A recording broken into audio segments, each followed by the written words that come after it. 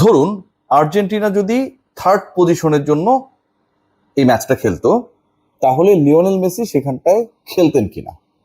অথবা ধরুন আপনি স্পেনের সাপোর্টার কিংবা আর্জেন্টিনা সাপোর্টার না, আপনি ফ্রান্সকে সাপোর্ট করেন বা ইংল্যান্ডকে সাপোর্ট করেন। এই যে থার্ড প্লেসের জন্য লড়াই, যেই লড়াইটা আজ মধ্যরাতে হবে, সেই ম্যাচের লড়াই নিয়ে আপনি আপনার দল ফাইনালে যেতে পারে নাই, আপনার দল হয়তো ইংল্যান্ড হয়তো ফ্রান্স, আপনি কতটুকু এক্সাইটেড? থার্ড প্লেসের যেই লড়াই, এই লড়াইটা পুরোটাই হচ্ছে শুধুমাত্র প্রাইজ মানি ডিস্ট্রিবিউশনের জন্য। মানে যেই দলটা তৃতীয় হবে তিনি চতুর্থ দলের থেকে, বা সেই দলটা চতুর্থ হওয়া দলের থেকে থার্ড পজিশনে লড়াইয়ে মুখোমুখি এই যে ম্যাচ, এই ম্যাচে পরাজিত দলের থেকে কিছু অর্থ বেশি পাবে। শুধুমাত্র তৃতীয় এবং চতুর্থ দলের অর্থের ডিস্ট্রিবিউশন, প্রাইজ মানির ডিস্ট্রিবিউশনের জন্য যেই ম্যাচের এই আর্থিক গুরুত্ব ছাড়া অন্য কোনো ইম্পর্টেন্স কোনো দিক থেকে নেই, সেই ম্যাচের ফলাফল, সেই ম্যাচের স্কোরিং, সেই ম্যাচের কোনো একটা ইন্ডিভিজুয়াল পারফরম্যান্স যদি ফাইনালের ইন্ডিভিজুয়াল পারফরম্যান্স অথবা ফাইনাল পর্যন্ত যেই দুই দল গেল সেই দুই দলের ফুটবলারদের ইন্ডিভিজুয়াল ব্যক্তিগত নৈপুণ্যের থেকে গুরুত্বপূর্ণ হয়ে দাঁড়ায়, সেটা আসলে কতটুকু যৌক্তিক। আর্জেন্টিনা যদি তৃতীয় স্থান নির্ধারণী ম্যাচে, যেহেতু ফিফার স্ট্রাকচারটাই টুর্নামেন্টের এমন, খেলতো, সেই ম্যাচে লিওনেল মেসি খেলতেন, আপনি বিশ্বাস করেন? আমি মনে করি, আমি বিশ্বাস করি, আমি গাটস ফিলিং থেকে বলতে পারি লিওনেল মেসি সেই ম্যাচে খেলতেন না। তার যদি গোল্ডেন বুট পাবার বিশাল অপরচুনিটি থাকতো, যে সেখানটায় দুর্বল দল প্রতিপক্ষ তিনি দুটা তিনটা গোল দিয়ে দিলেই কিলিয়ান এমবাপ্পে ফাইনালে চলে গিয়েছে, কথার কথা তিনি প্রথমবারের মতো গোল্ডেন বুট পাবেন, হাইয়েস্ট স্কোরারের যেই পদকটা সেটা পাবেন, লিওনেল মেসি তারপরও খেলতেন না।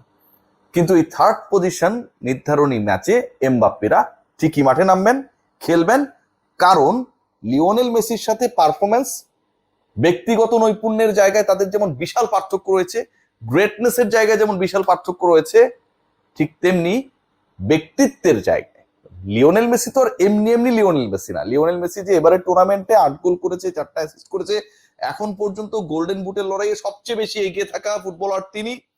ব্যক্তিত্বের জায়গায় লিওনেল মেসি তারপরেও তৃতীয় স্থান নির্ধারণী ম্যাচে আমি বলি, বিশ্বাস করি, আমার গাট ফিলিং বলে খেলতেন না।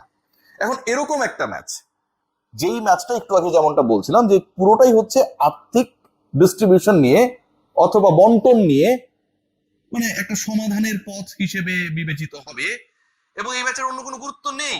আপনি গ্রুপ পর্বের ম্যাচের গুরুত্ব রয়েছে, আপনি রাউন্ড অফ 32 তে যাবেন, রাউন্ড অফ 32 ম্যাচের গুরুত্ব রয়েছে, কারণ ওখানকার উইনার রাউন্ড অফ 16-এ যাবে, এরপরে রাউন্ড অফ 16-এ যারা খেলবে তারা কোয়ার্টার ফাইনালসে যাবে, উইনাররা দেন সেমিফাইনাল দেন ফাইনাল। থার্ড পজিশনের যে ম্যাচ, এই ম্যাচের তো আসলে নৈপুণ্যেরও কোনো ভ্যালু নেই, এবং এখানে ভালো করলে কোনো দল ফাইনালেও যেতে পারবে না, অথবা পরের বিশ্বকাপে সেই দলটা নিশ্চিতভাবে খেলবে, তৃতীয় বা চতুর্থ হয়েছে সেই কারণে আইসিসি একটা ফিফা একটা বিশেষ অনার করবে তাদেরকে, ব্যাপারটা কিন্তু তা না। তারপরেও সেই ম্যাচের ফলাফল আসলে খুব বেশি গুরুত্বপূর্ণ না, শুধুমাত্র টাকা পয়সা ডিস্ট্রিবিউশন ছাড়া সেই ম্যাচে যদি আপনি ভালো পারফর্ম করেন, আপনি ফাইনালে যারা নিয়ে গেল, এবং এই থার্ড এন্ড ফোর্থ পজিশনের জন্য যে দুই দল খেলবে তাদেরকে হারিয়েই তো দুইটা দল ফাইনালে গেছে, স্পেন আর আর্জেন্টিনা। সেই ম্যাচের থেকে এই ম্যাচের গুরুত্ব যদি কেউ গোল করে ফেলে দুটা তিনটা বেশি হয়ে যায়। এটা চরম বিতর্কিত, চরম অন্যায্য, চরম অন্যায়। লিওনেল মেসি যেই ম্যাচটা খেলতে নামবেন অথবা স্পেনের ফুটবলাররা যেই ম্যাচে খেলতে নামবেন, সেই ম্যাচে ফাইনাল হবার আগ পর্যন্ত যেই দলগুলো আসলে বাদই পড়ে গেছে তারাও তাদের কম্পিটিটর থার্ড পজিশনের যে ম্যাচে তারা মাঠে নামবেন, টোটালি অযৌক্তিক। লিওনেল মেসির দলকে নিয়ে যে আলোচনাটা হওয়া দরকার, সেটা আরেকটা খুব গুরুত্বপূর্ণ পয়েন্ট অফ ভিউ থেকে আমার কাছে মনে হয় ডিসকাশন করা দরকার। আপনারা সবাই জানেন যে আপকামিং যে ফাইনাল, সেটা is going to be all Spanish final, এবং এই যে অল স্প্যানিশ ফাইনাল মানে দুই দলের ফুটবলাররা স্প্যানিশ ভাষায় কথা বলবে। ফুটবল ইতিহাসে 96 বছরের যে ঐতিহ্য বা ইতিহাস, সেখানটায় কখনো বিশ্বকাপে একই ভাষাভাষীর দুটা দল একসাথে কখনোই খেলে নাই, যে হিস্ট্রিটা এখানটায় হচ্ছে। আবার এমন একটা হিস্ট্রি যেখানটায় হচ্ছে Barcelona versus Barcelona, Spain versus Spain.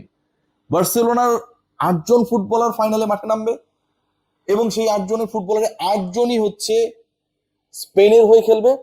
Atletico মাদ্রিদের সংখ্যাটা আরো বেশি, 9 জন ফুটবলার মাঠে নামবে, স্প্যানিশ লিগে যারা খেলেন, সেই স্প্যানিশ লিগে খেলা ফুটবলারদের 17 জন ফুটবলার মাঠে নামবেন ফাইনালে। আর এই অল স্প্যানিশ ফাইনালটায় মাঠে নামার আগে লিওনেল মেসিও তার রোলের জায়গায় একটা ভিন্ন ক্যারেক্টার হতে পারতেন। আমি একটু আপনাদের রিকল করাতে চাই সকাল সকাল আলোচনা, যে 20 বছর আগে, এখন থেকে প্রায় 2 দশক আগে, লিওনেল মেসি যখন সেই হরমোন জনিত সমস্যায় পড়লেন, লামেসিয়ার পার্ট চুকিয়ে যখন তিনি মোটামুটি বার্সেলোনার মানে মূল দলে থিতু হওয়ার একটা অবস্থায় চলে গেলেন, লিওনেল মেসি যখন সুপারস্টার হয়ে উঠছেন, ঠিক তখনই স্পেনের নাগরিকত্ব তিনি পেয়েছিলেন। এবং সেই দ্বৈত নাগরিকত্ব পাবার পরেও লিওনেল মেসি ডিসাইড করলেন, মানে স্পেন তো তখন হচ্ছে অন্য টাইপের একটা দল। 2006 সালে, মানে এখন থেকে 20 বছর আগে, স্পেন বা স্প্যানিশ লিগ, মানে এখনো ওটা গুরুত্ব কোনো অংশে কমে নাই, কিন্তু সেই সময়টায় 2010-এর বিশ্বকাপে স্পেন যে চরম ফেভারিট, তারাই বিশ্বকাপ জিতবে, এই ব্যাপারগুলো নিয়ে আসলে একটা নো ডাউট সিচুয়েশন ছিল। এবারে যেমন আপনি ডাউটফুল যে আর্জেন্টিনা নাকি স্পেন জিতবে, তার আগ পর্যন্ত মনে হচ্ছিল ফ্রান্স জিতে যাবে, অনেক ডাউটস কাজ করছিল না? বাট ওই সময়টা আসলে এরকম কোনো ডাউট ছিল না যে 2010-এর শিরোপাটা স্পেনই জিতবে। সো ওই মোমেন্টামে লিওনেল মেসি যখন সুযোগ পেলেন যে তিনি স্পেন জাতীয় দলের হয়ে খেলতে পারেন, এরকম একটা প্রস্তাব তাকে দেওয়া হলো, সেই লিওনেল মেসি সেটাকে সরিয়ে ফেললেন, সেই অফারটা তিনি একসেপ্ট করলেন না। সেই মেসি 20 বছর পরে যখন তিনি স্পেন ছেড়েছেন, বার্সেলোনা ছেড়েছেন এবং ইউএসএ তে ইন্টার মায়ামিতে গিয়ে থিতু হওয়ার চেষ্টা করেছেন, কেঁদে বিদায় নিয়েছেন তার প্রিয় ক্লাব বার্সেলোনা থেকে, পিএসজি হয়ে দেন হচ্ছে তার নতুন ঠিকানা হয়ে উঠেছে, স্বপ্ন পূরণের সবচেয়ে বড় জায়গা হয়ে উঠেছে ইন্টার মায়ামি। ঠিক তখন তিনি সে স্পেনের বিপক্ষেই নামছেন, যেখানে তার ক্যারিয়ার শুরু হয়েছে, যেখানকার নাগরিকত্ব তাকে অফার করা হয়েছিল, যেই জাতীয় দলের হয়ে তাকে খেলার প্রস্তাব দেওয়া হয়েছিল এবং খেললে তিনি 2010-এই বিশ্বকাপ জিতে যেতে পারতেন। সেই লিওনেল মেসি স্পেনের বিপক্ষে নামছে। So it's going to be, আমার কাছে মনে হয়, অনেক বেশি ইমোশনাল এবং অনেক বেশি আসলে রেভেঞ্জ নেওয়ারও একটা জায়গা। কারণ যেভাবে স্পেন লিওনেল মেসি ছেড়ে এসেছিলেন, ভালোবাসার জায়গা ডেফিনেটলি থাকবে, কিন্তু ওই কষ্টটাকে তো আসলে অস্বীকার করার কোনো সুযোগ নেই। বার্সেলোনার সাথে তার যে অভিমানের সম্পর্ক, সেটাকে অস্বীকার করার কোনো সুযোগ নেই। এবং সেই অভিমানের সম্পর্কে সম্পর্কিত লিওনেল মেসি যখন ফাইনালে নামবে, তখন স্পেনের 8 জন ফুটবলার ওই বার্সেলোনার। সো লিওনেল মেসির সামনে একটা নতুন কিছু করার হাতছানি। Let's see what happen. তবে ওই তৃতীয় স্থান নির্ধারণী ম্যাচ নিয়ে আসলে বিরক্তির আমার সীমা নেই, যে ম্যাচের কোনো ভ্যালু নেই শুধুমাত্র অর্থের বন্টন ছাড়া।